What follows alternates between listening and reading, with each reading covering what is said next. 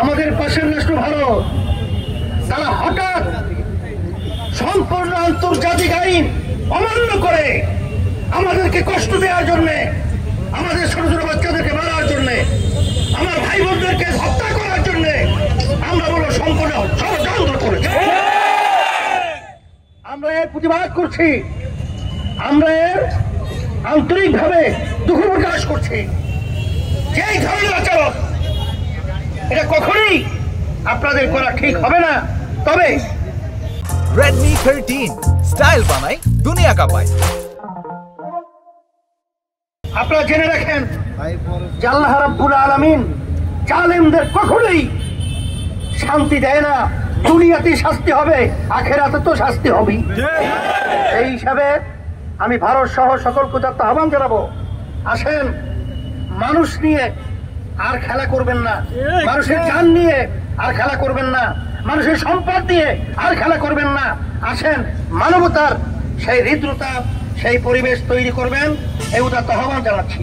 সাথে সাথে আমার সাংবাদিক ভাই সহ সর্বশ্রেণীর সর্বমহলের আমার ভাইদেরকে আমি বলবো যে আমার অসহায় ভাইদের পাশে, মা বোনদের পাশে, বাচ্চাদের পাশে সবাই সহযোগিতায় আপনারা এগিয়ে আসবেন। আমরাও আসছি, আপনারাও আসেন। আল্লাহ রাব্বুল আলামিন সকলকে, আমার ভাইদের বা ওদেরকে বিপদ থেকে উদ্ধার করুক। এখানে যে মানুষ কত কঠিন দুর্ভোগে আছে, কত কষ্টের দিন রাতে যাপন করছে, হুজুর এটা বলে বোঝানো সম্ভব না। কোনো মোবাইল সহ কোনো বিভিন্ন যোগাযোগের ব্যবস্থা নেই, কারেন্ট নেই, এমন সেখানে যে যাবে পানির স্রোতে কোনো স্পিড বোট সহ কোনো নৌকা ট্রলার পর্যন্ত চলতে পারছে না। তারা কোন অবস্থায় আছে?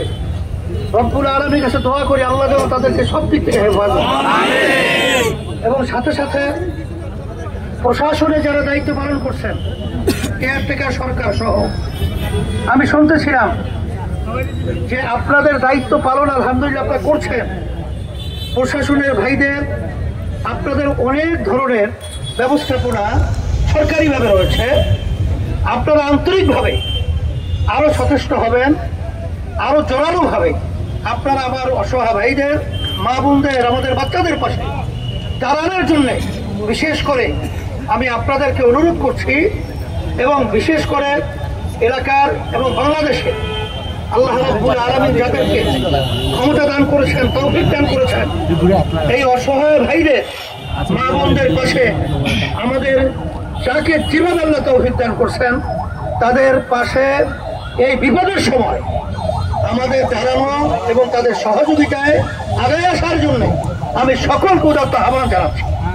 এবং সাথে সাথে দেশ বিদেশ সহ যারাই আছেন, আজকে বাংলাদেশের যে করুণ অবস্থা চলছে, বিশেষ করে ফেনী, কুমিল্লা, লক্ষ্মীপুর, লাকসাম সহ কুমিল্লা, নোয়াখালী যে অবস্থা চলছে, এটা আমার ভাষায় আলোচনা করে বোঝানো কঠিন বা বোঝানো সম্ভব নয়। আল্লাহ রাব্বুল আলামিন সকলকে, আমার ভাইদের বা ওদেরকে বিপদ থেকে উদ্ধার করুক এবং সবাই সুস্থ থাকুক, এই আশাবাদ ব্যক্ত করছি।